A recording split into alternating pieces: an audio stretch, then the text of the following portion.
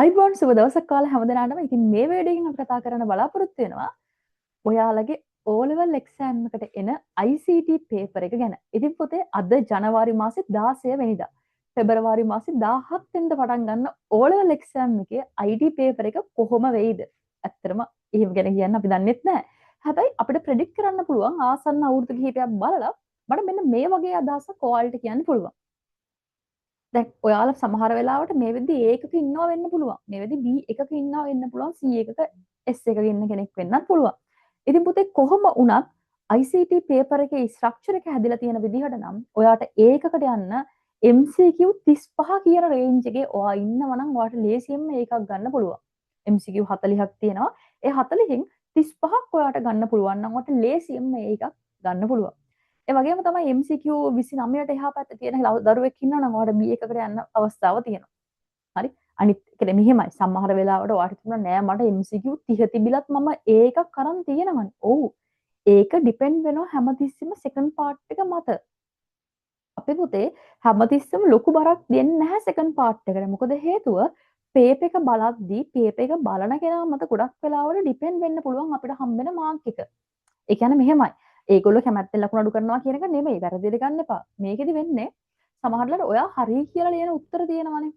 ඒ උත්තරේ බලාපොරොත්තු වෙන විදිහ වෙනස් වෙලා තියෙන්න පුළුවන්. අපි කියමු සමහර ප්‍රශ්න වලට අහලා තියෙනවා input devices දෙකක් ලියන්න. එහෙම නැත්නම් inputs දෙකක් ලියන්න කියලා. එතකොට ඔයා ලියන දෙක ලොකුවට රිලේටඩ් නැහැ. හැබැයි ඔයා තුන්වෙනියට ලියන එක මාරම රිලේටඩ්. හැබැයි දෙකයි නම් අහලා තියෙන්නේ පුතේ පළවෙනි දෙක තමයි බලන්නේ. තුන්වෙනි එක ගැන ලොකුවට කන්සිඩර් කරන්නේ නැහැ. ඉතින් එහෙම ප්‍රශ්නයක් තියෙනවා. ඉතින් අර ඔයා හරි කියලා හිතන් ආවට සමහර වෙලාවට පේපර් එක බලද්දී ඒ උත්තරවලට ලකුණු හම්බ වෙන්නේ නැති වෙන්න පුළුවන්. නේද? ඉතින් ඒක නිසා සෙකන්ඩ් පාර්ට් එකේ එහෙ ලකුණු අඩු වීමේ හැකියාවක් තියෙනවා. ඉතින් පුතේ ෆස්ට් පාර්ට් එකේ එහෙම නැහැ. උත්තර 4යි 4න් එකක් අනිවාර්යෙන් උත්තරේ. ඉතින් ෆස්ට් පාර්ට් එකෙන් පුළුවන් තරම් ඔයා ලකුණු 35ක් ගත්තොත් ඔයාට සෙකන්ඩ් පාර්ට් එකේ ලකුණු 60න් 40යි ගන්න තියෙන්නේ 75 වෙන්නවා. අනිවාර්යෙන් ෆස්ට් පාර්ට් එකේ 35ක් ගන්න දරුවා MCQ සෙකන්ඩ් පාර්ට් එක අනිවාර්යෙන් 50 පාස් කරනවා. ඒක හරි. ඇත්ත. මං කියන්නේ අපි වර්ස් කේස් කියන තැන දැන් කතා කරොත් තමයි අතන අපි කියන්නේ 35 තියාගන්න කියලා. හරි? ඉතින් අපි කතා කරේ ඒක ගැන. ඒක ඕකේ. හරි B එකක ඉන්න දරුවෙක් නම් පුළුවන් තරම් මහන්සි වෙන්න හොඳ රිසල්ට් එකකට යනවා. MCQ 30 20 ගණන් වල නම් ඉන්නේ. පුළුවන් තරම් මහන්සි වෙලා MCQ මාන පන්න ගන්න 30න් එහා පැත්තට 30 පන්නන්න බලන්න 31 32 ඒ ලෙවල් එකට ගෙන්නන්න බලන්න සහ සෙකන්ඩ් පාර්ට් එකේ තව කරන්න ප්‍රශ්න කරලා ප්‍රශ්න ලියන විදිය හුරු වෙන්න. IT පේපර් එකේ පුතේ බලාපොරොත්තු වෙන්නේ අව රචනාවලිය උත්තර ලියයි කියලා. හැමතිස්සෙම බලාගෙන එයාලා බලාපොරොත්තු වෙන්නේ short and sweet answer එක ලියයි කියලා. ඒ කියන්නේ හරි කෙටියෙන් පැහැදිලිව අවශ්‍ය පොයින්ට් එක ලියයි කියලා තමයි ඒගොල්ලෝ බලාපොරොත්තු වෙන්නේ. ඉතින් ඔයා පේපර් එකට ඒ වගේ උත්තර ලිව්වොත් එහෙම ඔයාට ලේසියෙන්ම හොඳ රිසල්ට් එකකට යන්න පුළුවන්. ඒ වගේම තමයි හරියට ප්‍රශ්න කියවන්න මොකක්ද අහලා තියෙන්නේ? අහලා තියෙන ප්‍රශ්නේ උත්තරේ දෙන්න. සමහරවිට අපි මොකද කරන්නේ කලබලයට ප්‍රශ්න භාගය කියවන්නේ. ඉතින් අහන්නේ වෙන දෙයක්, ලියන්නේ වෙන දෙයක්.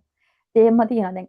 මම ගත්තාම මම සාමාන්‍ය පෙළ ප්‍රශ්න පත්‍ර අධීක්ෂණය කරන ගුරුවරයෙක්. ඒ කියන්නේ මම පේපර් මාකින් යන ගුරුවරයෙක්. ඉතින් පුතේ පසුගිය අවුරුදු කිහිපය තුල මම ඔයාලගේ පේපර් මාකින් කරා. ඉතින් හරියට ප්‍රශ්න තියෙන ළමයි උත්තර ලියන පිළිවෙලේ ප්‍රශ්න තිබ්බා. ඒ කියන්නේ පිළිවෙල කියන්නේ සමහර ලාවට අහන ප්‍රශ්නෙට නෙමෙයි උත්තර දෙන්නේ ලියන පිළිවෙල වෙනස් ප්‍රශ්න අංක නැහැ ඔහේ ලියන් යනවා අතන කෑල්ලයි මෙතන කෑල්ලයි එහෙම කරන්න එපා. Taman දන්න දේ පොඩ්ඩ හරියට පැහැදිලිව ලියන්න. පේපර් එක බලන කෙනාට ඒක කියව ගන්න පුළුවන් විදිහට ලියන්න ඕනේ. ඔයා ලියන්නේ මොනවද කියලා කියව ගන්න බැන්න ඒ ලකුණු හම්බ වෙන්නේ නැහැ.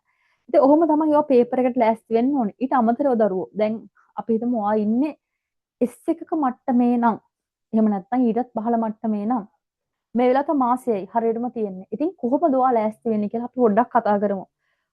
මට හිතෙන විදිහට දැන් අවුරුදු කිහිපයක් අපි O levels උගන්වනවා. ඒ වගේම පේපර් මාකින් ගිහිල්ලා තියෙනවා. ප්‍රශ්න පත්‍ර එන විදිහ ගැන යම් අදහසක් තියෙනවා. ඉතින් මේකෙදි පුතේ මම විශ්වාස කරන දෙයක් තමයි ඔය ඩේටාබේස් කියන පාඩමෙන් අනිවාර්යෙන් හැම අවුරුද්දකම ප්‍රශ්නයක් ඇවිල්ලා තිබ්බා. ඉතින් මේ පාරත් ඩේටාබේස් පාඩමෙන් ප්‍රශ්නයක් එන්න පුළුවන්. අපි එම ගිස් කරනවා. හරි. ඒ කියන්නේ අවුරුදු 16ක් එක දිගට ගත්තාම සමහර 2016 ඉඳන් මේ දක්වා එක දිගට ඩේටාබේස් ප්‍රශ්නයක් අනිවාර්යයෙන්ම තියෙනවා. එතකොට Pascal ප්‍රශ්නයක්, database, Pascal, Excel, එතකොට Word, එතකොට SDLC දිගින් දිගටම අවසාන අවුරුදු කිහිපය ආවේ නැතිද සමහරට මේ අවුරුද්ද එන්න පුළුවන්. පොඩ ප්‍රැක්ටිකල් සයිඩ් එකට බර කරලා පේපර් එක එන නිසා වර්ඩ් එක කියපාර වර්ඩ් එකෙන් ලකුණු 10ක ප්‍රශ්නයක් ඇවිල්ලා තිබ්බ පොතේ 7 වෙනි ප්‍රශ්න විදිහට.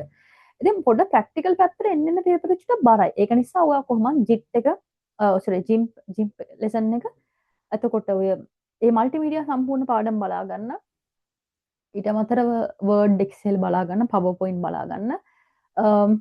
ඊට අමතරව ඔයාලට පුළුවන් නම් database Excel තව මොනවාද? Pascal මෙහෙමයි. Pascal කියන ලෙසන් එක, කියන්නේ programming කියන ලෙසන් එක මම කියන්නේ නැහැ 100ක් බලා ගන්න පුළුවන් කියලා. කියන්නේ ඔයා programming ප්‍රශ්න කරනවා නම් බලා ගන්න. මම මේ කතා කරන්නේ ඒකක් ගන්න දරුවෝ ඔයා ගැන නෙමෙයි. මේ මම කතා කරන්නේ S1 මට්ටමේ ඉන්න හා ඊට පහළ මට්ටමේ ඉන්න දරුවෝ සම්බන්ධයෙන්. ඉතින් ඒකක් ගන්න දරුවෙක්ට අනිවාර්යෙන් programming පාඩම ඕනේ. හරි? එහෙම නැත්තම් තමන් ඉන්නේ අර මං කියපු දැන් ලෙවල් එකේ නම් පුතේ අපිට programming කියන එක ලෙසන් එක අල්ලගෙන ඉන්නවට වඩා Excel database එතකොට තව මොනවාද අපිට ගන්න පුළුවන් word ඊළඟට අර 11 අන්තිම පාඩම තියෙන theory part එකක් ඒක ඊට අමතරව ප්‍රධානම ලෙසන් එක තමයි පුතේ ඔයාලගේ 10 වසර අච්චු පොතේ තියෙනවා the internet කියලා ලෙසන් එක. අන්න internet කියලා ලෙසන් එක පොඩ්ඩක් බලා ගන්න HTML අනිවාර්යයෙන්ම බලා ගන්න. ඉතින් ඔය lessons ටික පාවිච්චි කරලා පුතේ ඔයාලට සාමාන්‍යයෙන් උඩ result එකට එන්න පුළුවන්. ඒ ප්‍රශ්න වලින් හැමදාම ආවා.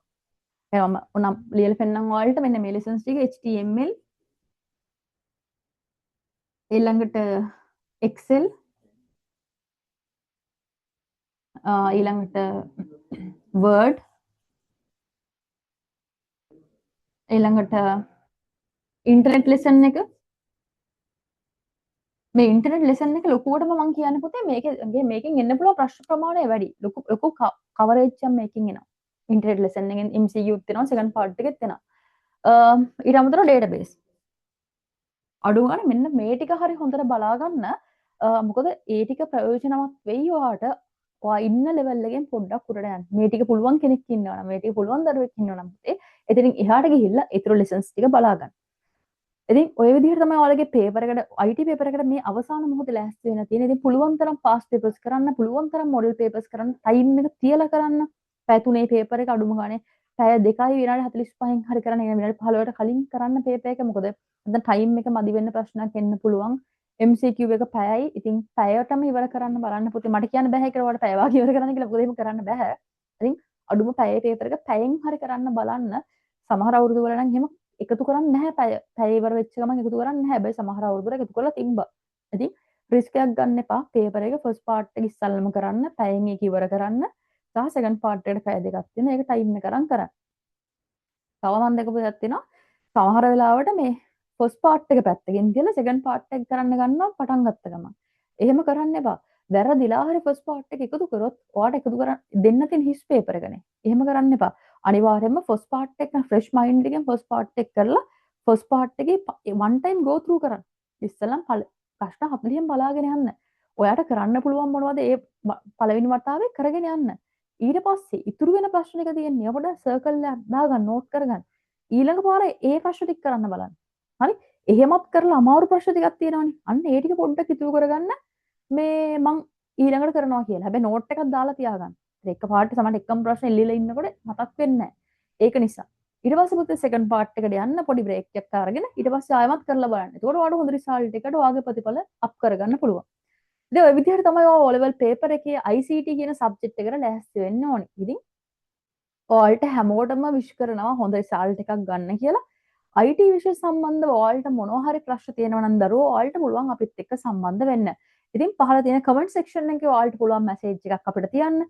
එහෙම නැත්නම් ඔයාලට පුළුවන් අපේ channel එක subscribe කරලා තියන්න. එහෙම වුණත් ඔයාලට පුළුවන් අපේ අලුත් වීඩියෝස් ඔයාලට බලා ගන්න. ඊට ඇරුණාම ඔයාලට මොනවා හරි අපිට කියන්න දෙයක් තියෙනවා නම් සහ additionally ඔයාලට මොනවා හරි අපෙන් දැනගන්න අවශ්‍යයි නම් ඔයාලට පුළුවන් අපේ ආයතනත් එක්ක සම්බන්ධ වෙන්න. පහළ description එකේ සම්පූර්ණ විස්තර ආයතන සම්බන්ධයෙන් තියෙනවා. ඉතින් ඔයාලා හොඳම ඔප්ෂන් එක තමයි ඔයාලට පුළුවන් නම් මේක ලයික් කරලා subscribe කරලා තියාගන්න. මොකද අපි ඊළඟට කියන වීඩියෝස් වලින් අපි කතා කරන දරුවෝ O level exam එකෙන් පස්සේ ඔයා කොහොමද A level වලට ලෑස්ති වෙන්න ඕනේ? A level කරනවද නැත්නම් තව පාරවල් ගොඩක් තියෙනවා වලට යන්න.